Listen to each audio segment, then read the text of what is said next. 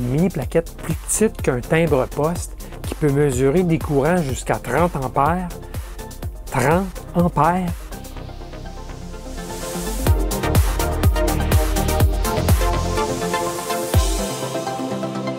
Bidouilleur, salut!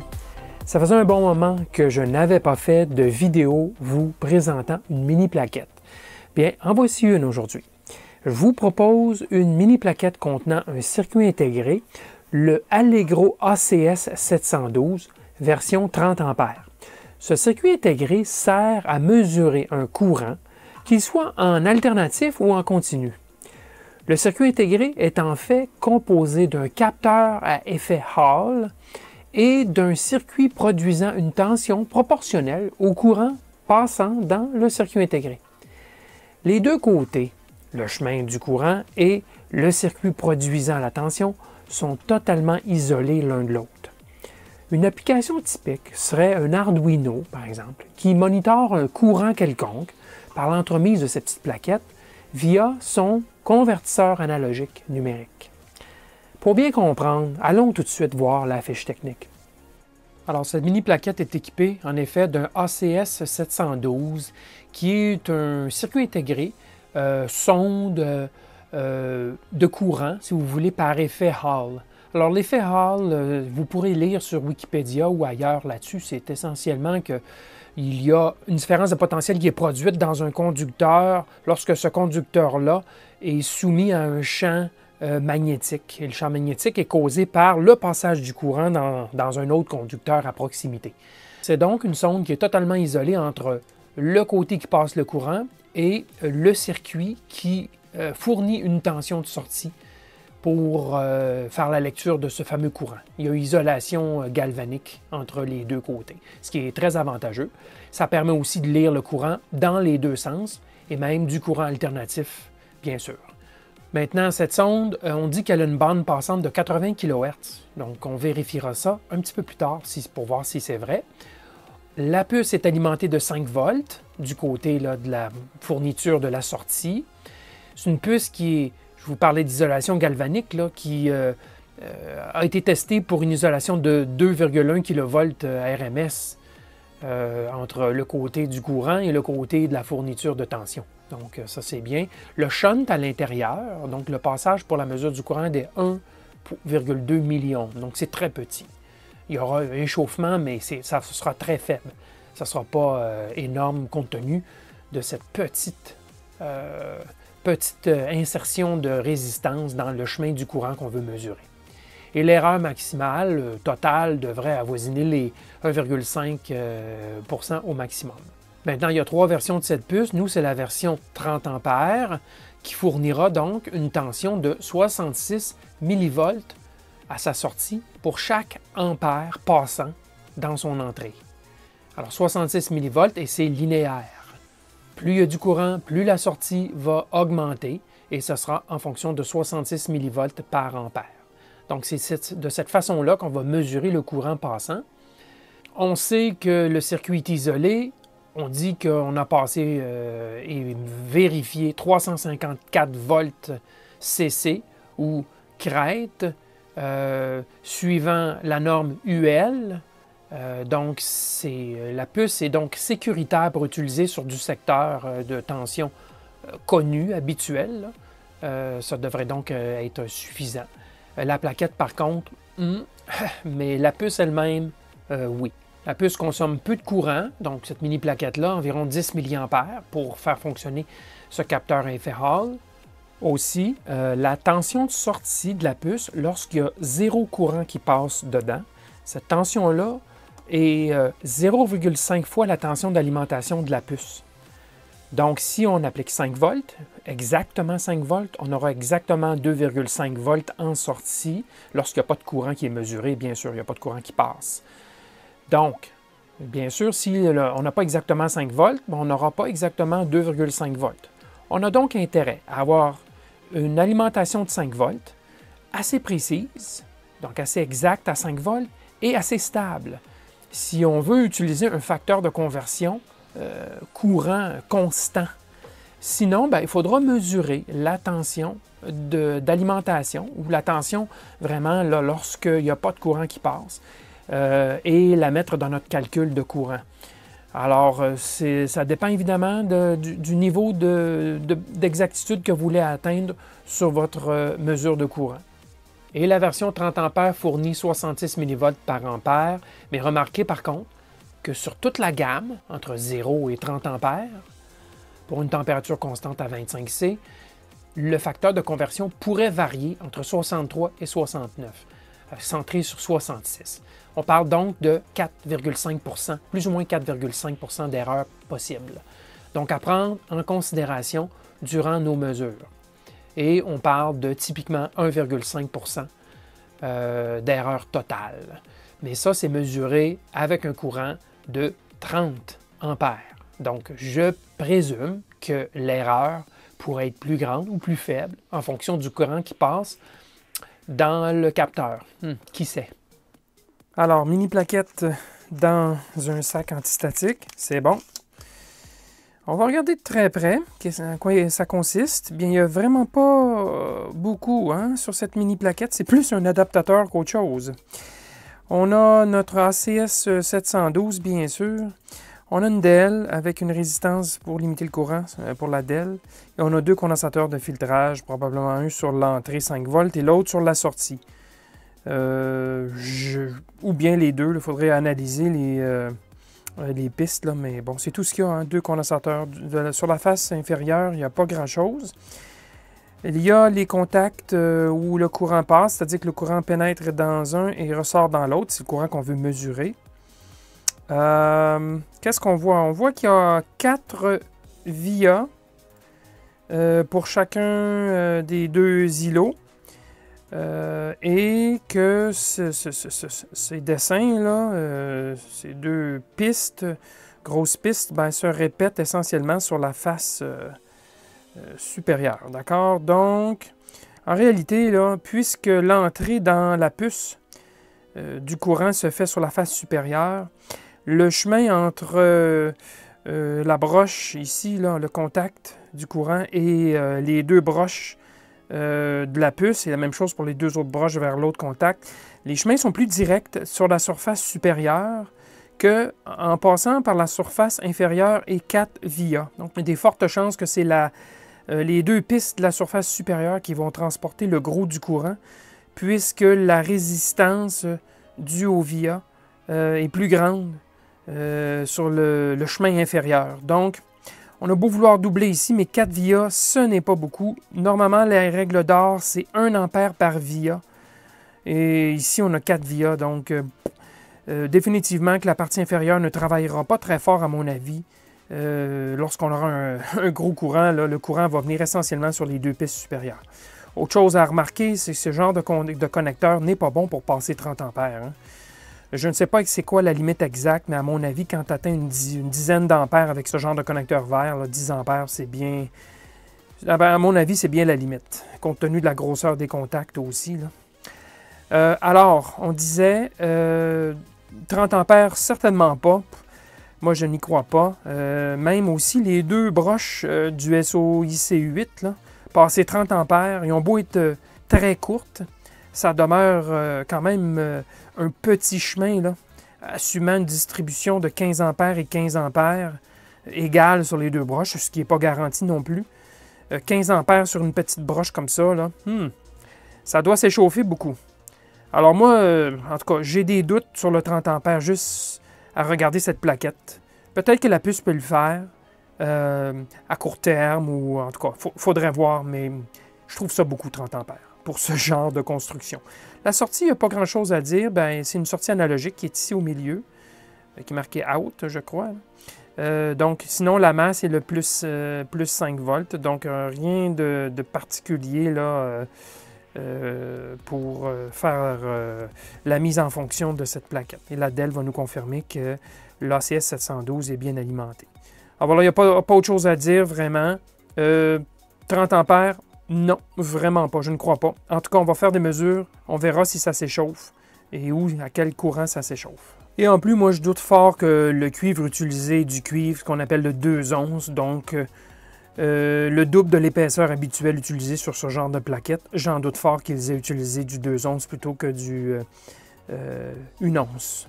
Alors, il y a un autre point à mentionner. Le plan de masse, ici, il couvre toute la plaquette. Et regardez l'espacement entre ce plan de masse, donc pour le côté logique ou basse tension de la puce, l'espacement entre le plan de masse et les deux pistes courant fort.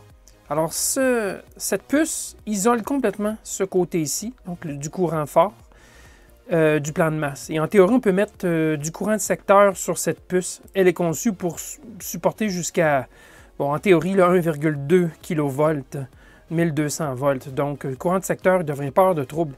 Mais la plaquette, elle, regardez l'espacement, comme je vous mentionne. L'espacement est bien insuffisant pour y appliquer du secteur, malgré le fait qu'il y a une couche de résiste de soudure. C'est beaucoup trop faible. C'est la même chose sur l'autre face. Alors non, ne mettez pas du secteur sur cette plaquette. Gardez-vous-en à peut-être 30 volts ou moins, quelque chose du genre. Alors voici comment je vais procéder pour faire la mesure, la vérification de la précision ou de l'exactitude de notre mini plaquette ACS 712. Alors je vais utiliser une alimentation dont le courant est contrôlé. D'accord? Alors je peux faire varier le courant de l'alimentation. Je vais mettre un ampèremètre, un multimètre, un ampèremètre en série avec le courant pour vérifier que ce que j'ai mis ici comme courant, c'est exact. Et cet ampèremètre-ci, il est étalonné, donc il est assez exact. D'accord? Donc on peut y faire confiance, comme l'autre ici, le voltmètre d'ailleurs aussi. Alors je vais faire passer un courant donné. Cet arrangement sera utilisé pour les plus faibles courants. Okay? C'est la façon la plus précise que je peux pour des courants jusqu'à 2,5 ampères maximum. Alors, je fais passer le courant dans l'ACS 712. Je vais faire la mesure de la tension de sortie produite par l'ACS 712, bien sûr. Et cette tension-là devrait correspondre à 0,066 volts par ampère de courant qui passe dedans. Donc, si je fais passer 1 ampère, on devrait lire 66 millivolts sur le voltmètre. Bien sûr, j'y ai fait une alimentation de plus 5 volts. Alors, normalement, si l'ACS 712 est assez juste, on devrait avoir pour 1 ampère exactement 66 millivolts, pour 2 ampères, 2 fois 132 millivolts. Et bien sûr, les valeurs intermédiaires entre ces valeurs et pour moins qu'1 ampère devraient être proportionnelles. Ça devrait être linéaire comme réponse, avec bien sûr un certain petit pourcentage de non-linéarité. C'est normal, ce n'est pas parfait comme module. Alors, je vais capturer ces valeurs par ordinateur, puisque c'est des multimètres avec des ports de communication GPIB. Et sachant ce coefficient, je pourrai calculer ce que l'ACS 712 fournit comme courant et on pourra comparer, bien sûr, au vrai courant pour voir en pourcentage si on est tout près ou pas. Et je vous montre le branchement, comment c'est fait. Alors, voici la mini plaquette, juste ici. Elle est alimentée, comme vous voyez, la DEL fonctionne. C'est intéressant d'avoir la DEL, ça nous confirme que la plaquette est alimentée. Alors, il y a simplement 3 connexions, comme vous savez. L'alimentation 5 volts et la masse, que j'amène ici, ainsi que la sortie analogique correspondant au courant qui circule. Et ça, c'est du côté bas courant, basse tension, isolé complètement du côté qui transporte le courant qu'on veut mesurer. Il y a un connecteur à 2 contacts, c'est parfait comme cela. Donc, on peut réutiliser la plaquette à plus d'une reprise. Alors, le courant, je vais vous le montrer. Il arrive ici, du bloc d'alimentation. Je vais vous montrer les appareils après. Va au multimètre et revient du multimètre, passe dans la plaquette. Et ça, c'est pour évidemment le multimètre pour mesurer le courant. Et retourne au bloc d'alimentation juste ici. Donc, tel que montré sur le schéma, sur le tableau blanc. Alors, les instruments en question, ils sont ici. Vous avez au bas le bloc d'alimentation que je vais utiliser jusqu'à 6 ampères, 35 volts, 6 ampères. La tension n'est pas importante. On essaie de générer du courant tout simplement et on a le contrôle complet du courant. Et les 2 multimètres, ils sont ici, juste en haut. Celui du haut sera la mesure du courant et celui-ci, c'est la mesure de la tension de sortie de notre ACS 712. Alors, ces deux multimètres sont branchés à l'ordinateur par leur port GPIB et j'ai écrit un petit programme pour lire ces deux valeurs. Alors, voici le script Python que j'ai écrit pour saisir les valeurs de multimètre. Bon, le but de cette vidéo n'est pas de vous montrer comment faire cela, là. C'est par port GPIB. Mais donc, je fais le calcul à partir des valeurs lues, le calcul théorique, là, avec la conversion de 66 millivolts par ampère, et je fais le calcul d'erreur tout simplement en pourcentage et je l'affiche à l'écran. Et bien, je l'affiche sur une fenêtre de console dont j'ai réduit les dimensions comme ça, une ligne à la fois. Eh bien, j'afficherai ça aussi, cette ligne-là, à l'écran pendant que je fais les mesures. Alors, allons-y avec les premières mesures. OK, alors, sachant tout ça, ben, lançons-nous quand même. Alors, la valeur initiale, c'est bien 2,5378, ce que j'ai entré dans le code logiciel pour faire le calcul d'erreur. Donc, on va commencer avec quoi? Disons... un courant de 500 mA, tiens, 0,5 ampères. Et qu'est-ce qu'on a si j'allume? Voilà. On a bien, à gauche, vous voyez que c'est bel et bien 500 mA, ici. Et on mesure une erreur de 1,5 %, ce qui serait l'erreur maximale permise. Et ça change beaucoup. Vous voyez, ça bouge, là. C'est en train d'augmenter, ça augmente, ça augmente, ça augmente. Alors, c'est simplement que cette valeur-là qui est lue, donc la tension, bien, elle varie elle aussi. Alors, l'erreur va bouger, bien sûr. Alors, on mesure 510 mA, ce qui est donc dans l'ordre de 1,92 %. Alors, c'est déjà plus que le 1,5 %, mais le 1,5 % était spécifié pour 30 ampères. Donc, je vous dirais que c'est dans le tolérable. Si on va plus bas, par exemple, à 100 mA, 0,1 ampère, quel genre d'erreur est-ce qu'on va obtenir? Bah, voyez-vous, pour le moment, c'est très bien, mais ça peut bouger très rapidement. Regardez comme ça bouge rapidement. Avec un 99,7 mA, ben, on obtient 101, 100. Et laissez-moi vous dire que ça varie beaucoup. J'ai fait d'autres essais, là, puis ça peut être 5-10 % très rapidement. Voyez-vous, on est déjà rendu à 4 4,5 %. Tout ça varie passablement. Donc, il faut vraiment prendre les lectures. Je vous dirais, à bas courant, il faut vraiment prendre ça avec un grain de sel. Décidément, c'est une version 30 ampères qui elle, n'a probablement pas la bonne résolution pour les plus faibles courants. On aurait plutôt préférence avec la version 5 ampères qui va donner une meilleure gamme de tension pour des courants plus faibles. Allons tout de même à un courant d'1 ampère. Voilà, avec 1 ampère, on est à 1,5, 1,6, 1,5. Voyez-vous, je mets 0,9996, donc on peut à tout un pratique 1 ampère, et on obtient, d'après le calcul, 1,01 ampère. Donc, c'est quand même pas mal. Ça dépend toujours du genre de mesure que vous voulez faire. Si je veux un courant de 2 ampères, ben, là, on est encore dans 1,6. On est encore dans l'acceptable, je vous dirais, là, du point de vue des mesures. Donc, 2,029 pour un courant de 2,001. Donc, une erreur, je vous dirais, acceptable.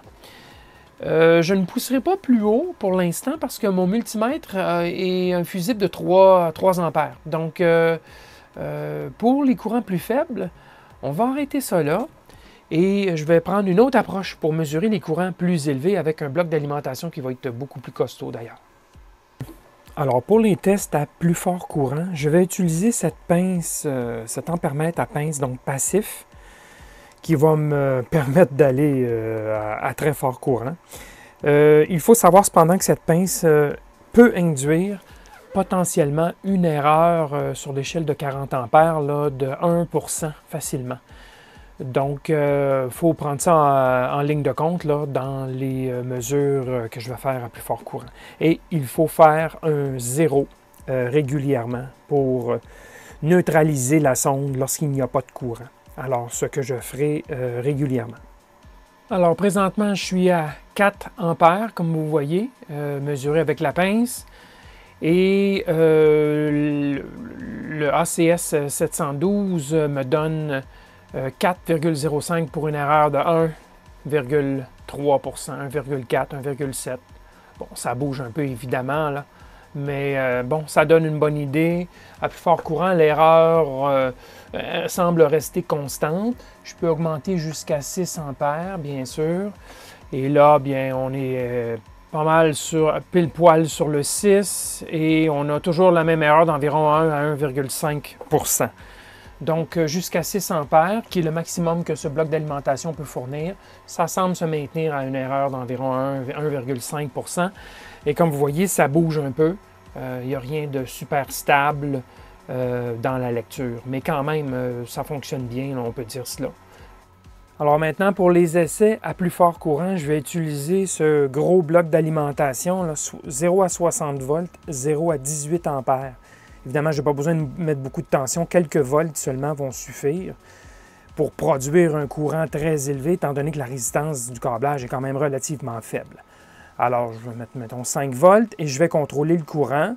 Je ne sais pas jusqu'où je vais aller parce que il y a quand même des limites là, du câblage que j'utilise en termes de dimension et donc de courant maximum que ça peut porter. Je vais aussi garder un doigt sur le petit mini-module lui-même. Il y a des limites là aussi au niveau du courant, donc l'échauffement. Il faut garder un œil là-dessus aussi.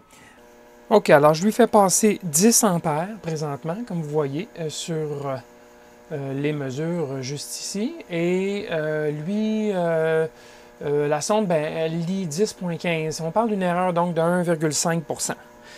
Maintenant, 10 ampères, c'est beaucoup. Compte tenu que cette petite plaquette est très petite, si on mesure la température de l'ensemble, on s'aperçoit qu'on est déjà rendu à 50, 55, 56 Celsius à 10 ampères. Moi, je vais vous dire, là, je ne suis pas confortable de pousser plus loin que ça en termes de courant. Lorsqu'on regarde la conception, on l'a vu tantôt, donc il n'y a pas suffisamment de VIA présentement, même pour 10 ampères. L'ensemble se réchauffe. Bon, je soutiens le 10 ampères en continu présentement. Et la plaquette, effectivement, devient de plus en plus chaude. La puce ne semble pas plus chaude que le reste. Même le connecteur vert ici n'est pas conçu pour aller beaucoup plus loin en termes de courant. Et le câblage est tiède, un petit peu moins chaud quand même que le reste, mais commence à s'échauffer un peu, effectivement, le câblage. Donc, je ne pousserai pas plus loin. Moi, je ne suis pas confortable à pousser cette conception de mini-plaquette à plus de 10 ampères. Alors, pour faire la mesure de courant en alternatif, je vais utiliser un générateur de fonction et je vais pouvoir monter la fréquence avec cela. Présentement, j'ai mis à sa sortie maximale qui est de 3,5 volts RMS sur 50 ohms, bien sûr, ce qui donne un courant de 71 milliampères. Ce n'est pas énorme comme courant, mais ce sera suffisant pour faire la mesure, bien sûr, à bas courant de réponse en fréquence. Et pour faire la mesure, la sortie du générateur, je la termine 50 ohms. Donc, j'ai mis une résistance de 50 ohms en série entre la sortie et sa masse, tout simplement. Donc, c'est terminé 50 ohms et elle chauffe. Hein? Il y a quand même un certain courant qui passe ici, elle est tiède. Alors voilà, j'ai 71 milliampères CA qui passe et je mesure avec le voltmètre CA. Je mesure la sortie du ACS 712, la tension de sortie correspondant au courant mesuré. Alors, je vais augmenter la fréquence. Présentement, je vais faire un 0 ici. Voilà, c'est fait. Et lorsqu'on atteindra moins 3 décibels, ce sera la limite de mesure de la bande passante. Donc, j'augmente la fréquence. Lorsqu'on atteint moins 3, on dit, voilà, c'est ça la largeur de bande. Alors, j'y vais. Je procède au niveau de la fréquence. Là, je suis à 1 kHz. On est toujours très près du 0, donc il n'y a pas eu d'atténuation dans la réponse jusqu'à maintenant. 5 kHz, voilà, c'est à peine. C'est encore bon. 10 kHz. Oh, là, on a baissé d'1 décibel, mais on n'a pas atteint le moins 3 encore. Alors, je continue. 13 kHz. On voit que ça baisse, là. On approche du moins 3. Là, je suis rendu à 16, 17, 18, 19, 20, 21, 22. Voilà. On l'a atteint, je dirais, 24, environ 24 kHz. Donc, à bas signal ou à bas courant, si vous voulez, la réponse est de 24 kHz. Moi, c'est ce que je mesure. Ce n'est pas de 80 kHz, mais la fiche technique parlait d'un fort courant. Je crois que c'était 10 ampères, crête. Alors, on n'est pas là du tout. Mais il faudra prendre la mesure telle quelle. 20 quelques kHz, 24 kHz pour une bande passante de 3 décibels. C'est quand même pas mal. On peut faire des mesures en CA à fréquence quand même assez élevée, en audio même. On pourrait l'utiliser en audio. Sachant quand même il y a une atténuation de 3 décibels qui commence à se présenter là, à partir de, je vous dirais, 13-14 kHz. Là, on commence à avoir une atténuation un peu plus significative. Bon, je n'ai pas passé du courant de secteur dans la plaquette, même si c'était tentant. En théorie, ça devrait marcher. Mais je vous l'ai dit, l'espacement entre les pistes de courant et la masse, le plan de masse, est à mon avis beaucoup trop petit pour y passer du secteur en toute sécurité. Alors, gardez cette plaquette pour les basses tensions, comme par exemple 30 volts et moins. En tout cas, elle fonctionne correctement cette puce.